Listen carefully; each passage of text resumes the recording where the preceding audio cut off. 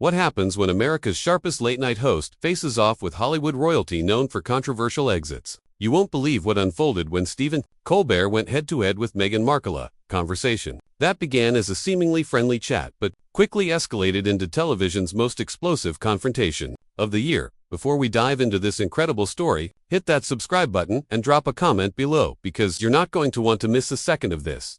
Last night's episode of The Late Show promised another celebrity appearance, but viewers witnessed something far more extraordinary, a full-blown meltdown that had social media buzzing within minutes. The Duchess of Sussex walked on stage with her signature smile, but by the time the cameras stopped rolling, tears streamed down her face as she stormed off set, marking one of the most dramatic exits in late-night history. Tension was palpable the moment Meghan settled into the guest chair. Colbert, known for his razor-sharp wit and uncanny ability to cut through celebrity facades, seemed unusually focused as he shuffled through his index cards. The audience, unaware of the storm brewing beneath the surface, applauded as the show's familiar theme music faded and the red recording light illuminated the studio. Well, Colbert began, flashing that trademark smirk that has made him both beloved and feared. We have royalty in the house tonight, folks. Please welcome Meghan Markle, the Duchess of Sussex, humanitarian actress, and someone who certainly knows how to make headlines.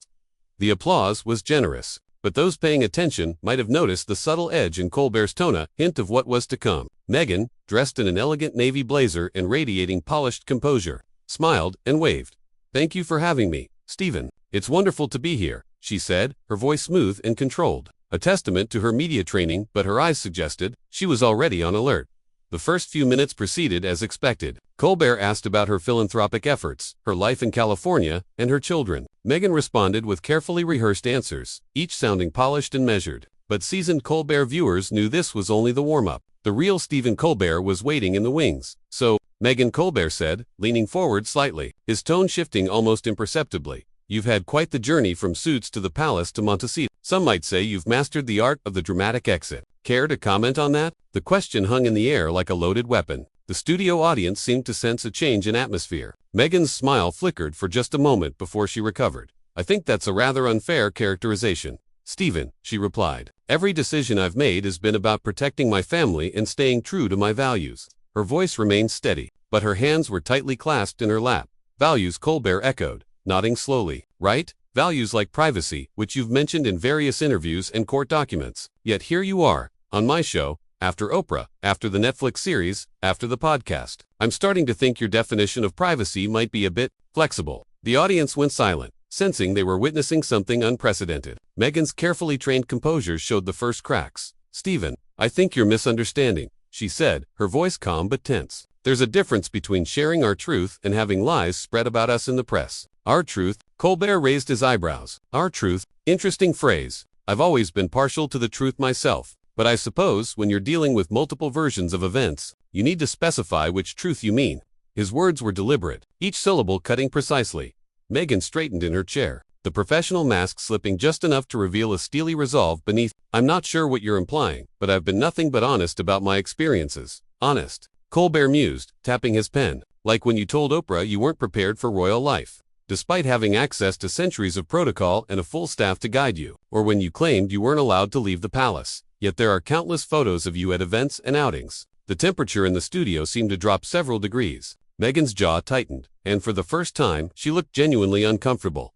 "Those are oversimplifications of very complex situations, Stephen. The reality of what we experienced was far more nuanced than any single interview could convey." "Nuanced," Colbert repeated, savoring the word. "You know what I find interesting about nuance?" Colbert began, his tone sharp. "It's often used to explain away contradictions, like how you and Harry left the royal family citing racism and lack of support.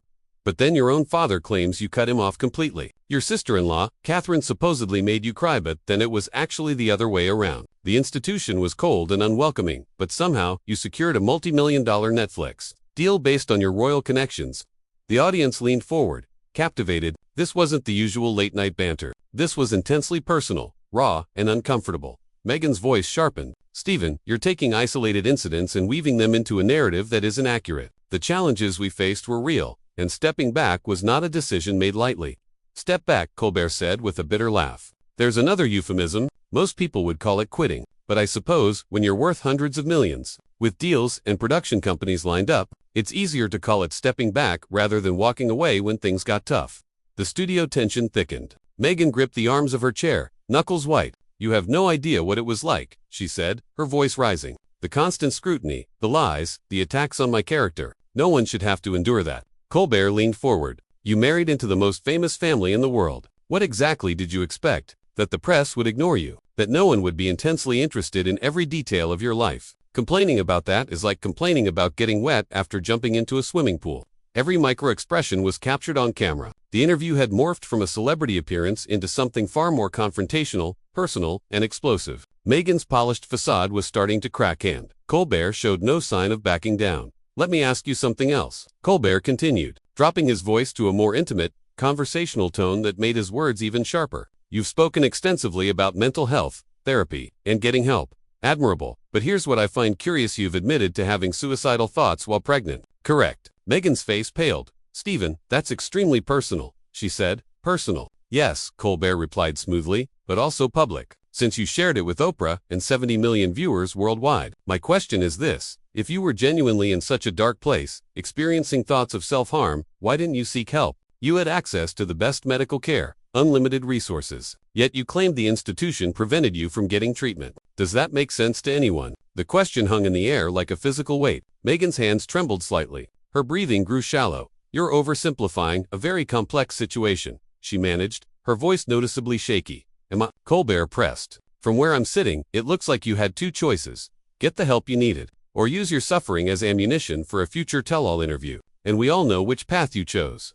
The audacity of the statement sent shockwaves through the studio. Several audience members gasped. Crew exchanged glances, stunned by the unprecedented confrontation.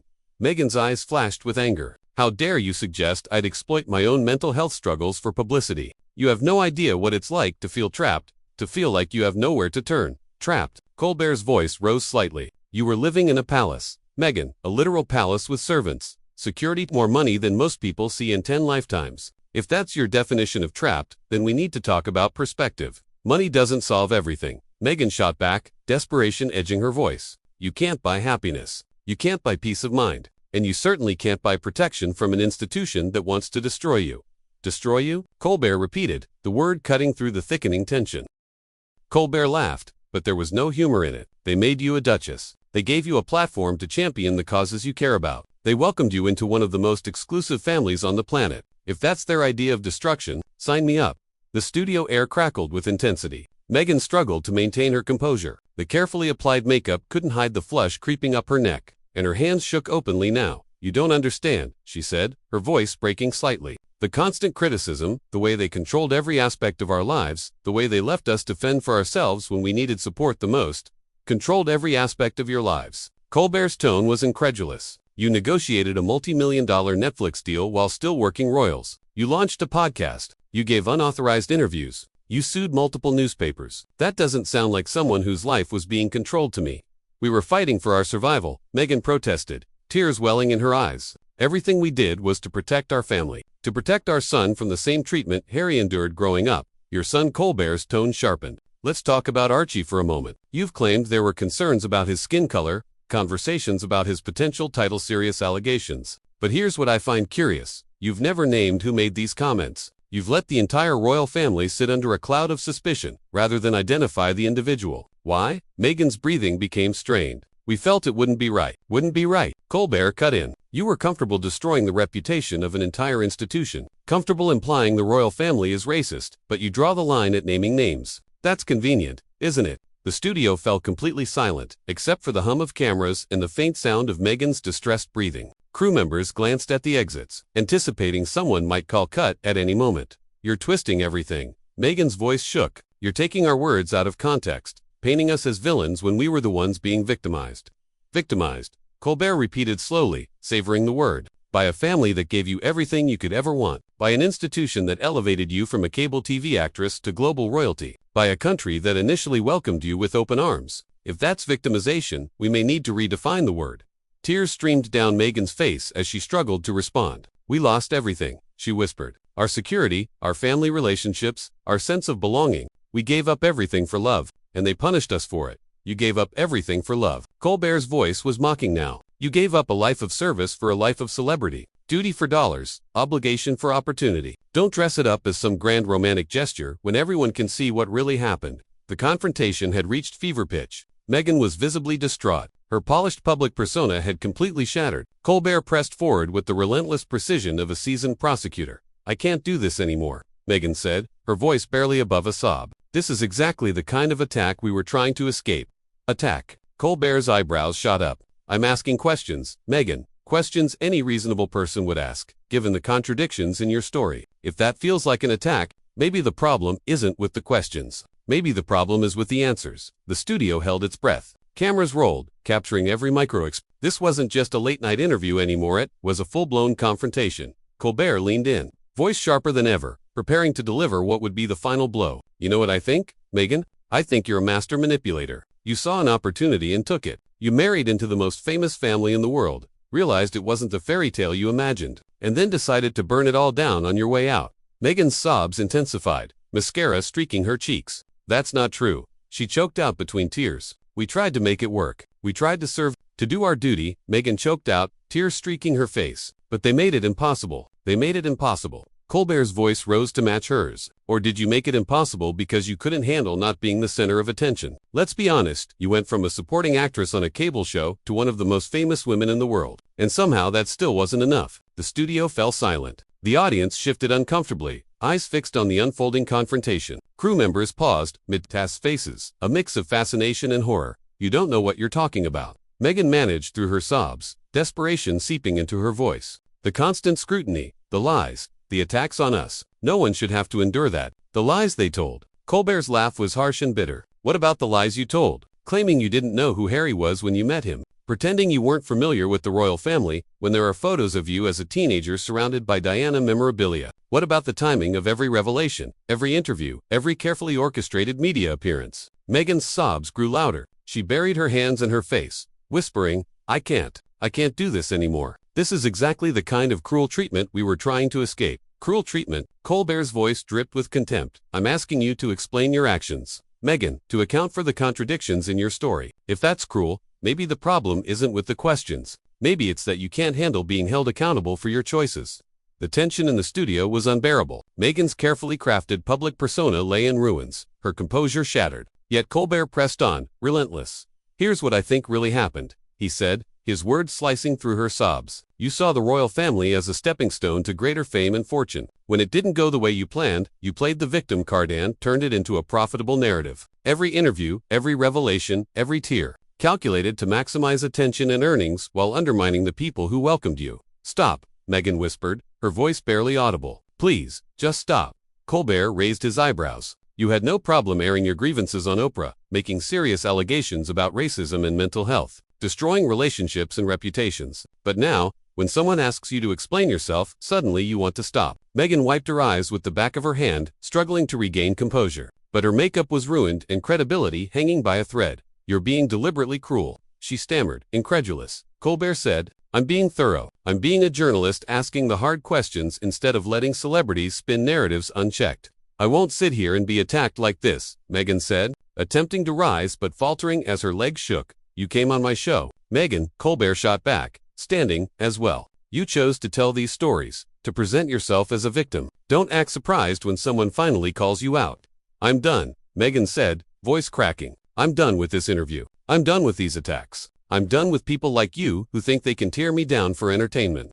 "This isn't entertainment," Meghan, Colbert said bitterly. "This is accountability. This is what happens when you make serious allegations against one of the world's most respected institutions and can't back them up with facts." Meghan moved toward the edge of the set, hands shaking as she fumbled with her microphone. "I came here in good faith," she said, her voice trembling, "to talk about my work, my family, my life. And instead, you've turned this into a character assassination." "Good faith." Colbert followed her, his tone cutting. "You've been playing fast and loose with the truth for years. Don't talk to me about good faith when your entire post-royal career is built on selective storytelling and convenient omissions." "I don't have to listen to this," Meghan said, tears streaming as she struggled to remove her microphone, her hands trembling violently. "I don't have to sit here and be humiliated on national television," Meghan whispered, her voice shaking. "Humiliated?" Colbert's response was merciless. "You humiliated yourself, Meghan. The moment you decided to put your personal brand above your family, above your relationships, the moment you chose publicity over privacy, drama over duty, victimhood over accountability. The studio was in chaos. Crew members moved frantically, unsure whether to intervene or keep filming. The audience sat frozen, witnessing one of the most famous women in the world unravel in real time. "Quit crying," Colbert snapped, his voice cutting through the tension like a blade. "You wanted to play in the big leagues, Meghan. You wanted to be taken seriously. This is what that looks like. This is what happens when you make serious allegations and then can't defend them." The words struck Meghan like a physical blow. She froze, her hands still fumbling with the microphone, eyes locking on Colbert, filled with a storm of hurt, anger, and devastation. "You're a terrible person," she whispered, barely audible over the commotion. "Maybe," Colbert replied calmly, almost unnervingly so. "But at least I'm honest about it. Can you say the same?" That was the breaking point. Meghan threw her microphone to the floor, the sound reverberating through the studio. Without another word, she spun on her heel and stormed toward the exit, her heels clicking sharply against the floor. The cameras followed, capturing every moment of her dramatic retreat. She pushed past crew members, sobs escaping her lips, disappearing backstage and leaving behind a studio stunned into silence. A host had just delivered one of the harshest takedowns in late-night television history. Colbert remained at his desk, watching the chaos settle around him. The lights seemed brighter, the silence deeper. He had forced the answers or at least exposed their absence. What had started as a friendly interview had become a masterclass in journalistic confrontation. There was no question who had emerged dominant in this battle of wills. As the crew began to recover, one truth stood out. This was a moment that would be dissected, analyzed, and remembered for years. The Duchess of Sussex had entered that studio as a polished, controlled public figure, and she had left as something else entirely.